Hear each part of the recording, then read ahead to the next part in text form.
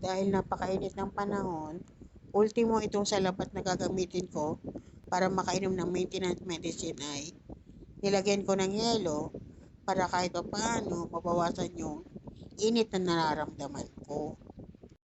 Di bale meron akong 3 kalahating tabletas, iinumin ko siya ng sabay-sabay para less ang aking liquid intake.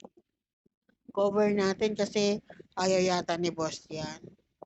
Sabi ko sa inyo simula nagkasakit ako, naging talent ko ng uminom ng tabletas ng sabay-sabay.